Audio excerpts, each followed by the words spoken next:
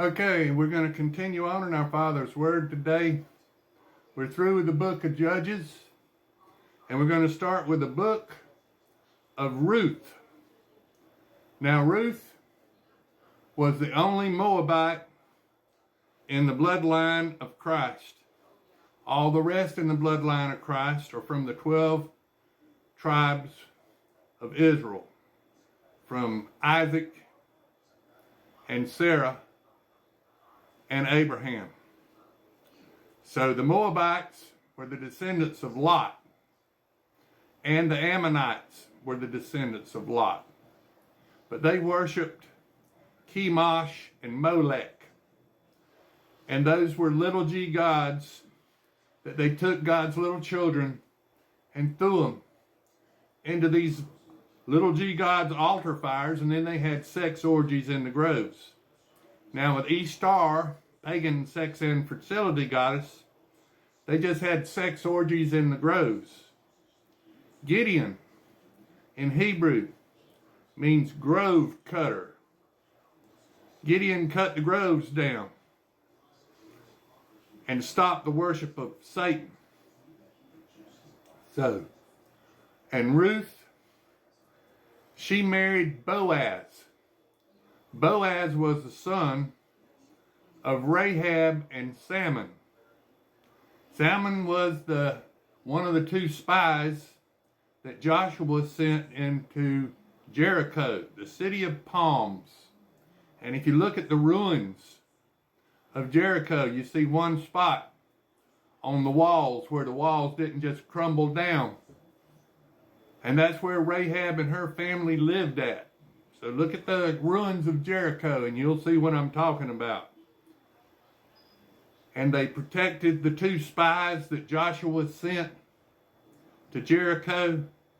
And then they let the two of them down in a basket outside the city walls. And Rahab told the two spies how to hide for 3 days and then go back and find Joshua. And so let the parties that were looking for them go by them so they couldn't be found. And so Rahab had Boaz for Salmon. All part of the bloodline of Christ. You got Judah and Tamar. Tamar had to play the harlot to snag Judah.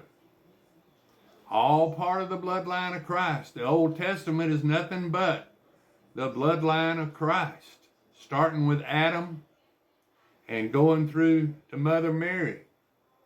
All had the B blood type. Jews from descendants of Sarah and Abraham with the B blood type, created on the 8th day.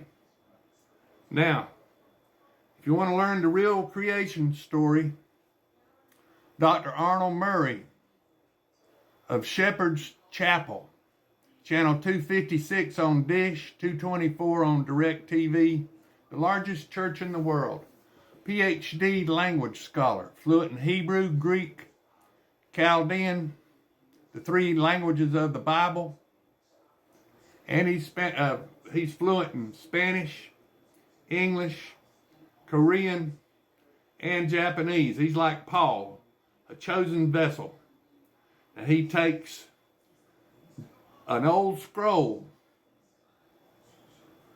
of Genesis and he will read to you the real creation story, because the King James Version of the Bible just does the best that they can. But if you want to know what the real creation story is, Dr. Arnold Murray will read it to you word for word in Hebrew. He's fluent in Hebrew, and the Hebrew, they read right to left. We read left to right. The Chinese read right to left, like the Hebrew people do. So Dr. Arnold Murray, he's got the first 6 chapters of Genesis. And he takes word for word and reads you the real creation story. On the sixth day, that's what I write in my book, but I use blood types to explain it also.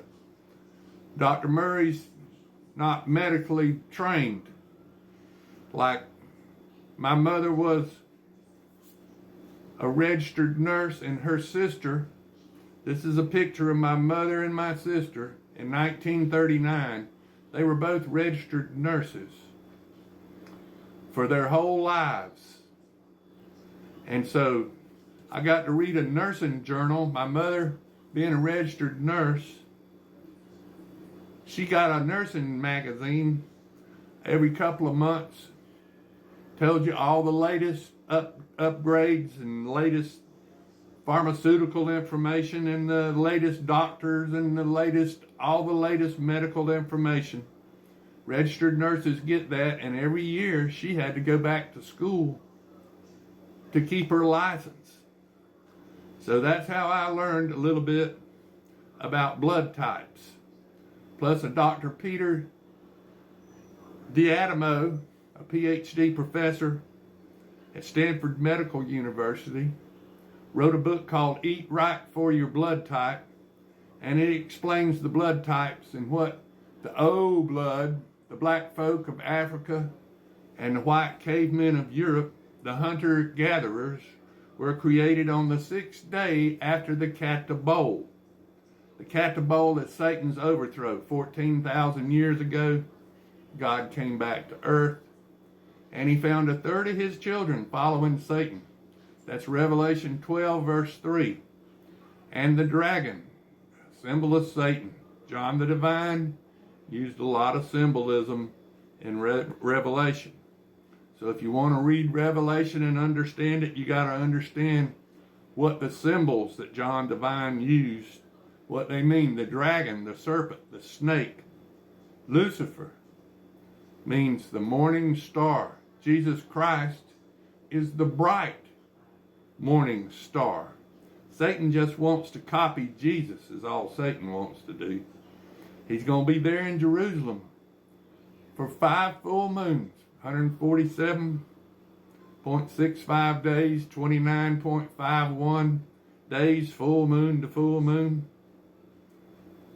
Tells you how many days Satan's going to be in Jerusalem pretending to be God. He wants to pretend to be Jesus. Antichrist means the instead of Jesus in the Greek. Peter and Paul wrote in fisherman's Greek. So, Antichrist, the false prophet, Satan all be kicked out of heaven. And the 10 kings, they'll all be kicked out of heaven when God says it's time. And God and only God knows the time. That's Revelation 12, verse 6 through 10. Tells you about Satan being in heaven. Now, Satan tempted Jesus out in the desert, in the wilderness, for 40 days and 40 nights. 40 means probation in biblical numerics. And then what did Jesus, after the 40 days, Jesus told Satan to get behind him. And that's exactly where Satan is today. He's behind Jesus and God. You got Jesus sitting at the right hand of God, and Satan's right there in the middle. He's our accuser. He's the one that accuses us. Look at there, God. They're messing up again. Look at that, God. Oh, he brings it out. He's our accuser. Satan is right there between God and Jesus to this day. But he will be kicked out of heaven when God gets through testing all the souls that he created in the first earth age, when we were all spiritual beings. In the first earth age, God did not create flesh man. And how did he do it? He took the clay from the earth. He's our potter. And what's in the clay? The DNA. And he made flesh man on the 6th day after the Kata Bowl, Satan's overthrow. So that'd be 8,000 years ago, God created flesh man. So on the 6th day after the Kata Bowl, God created the hunter-gatherers and the fisher, the people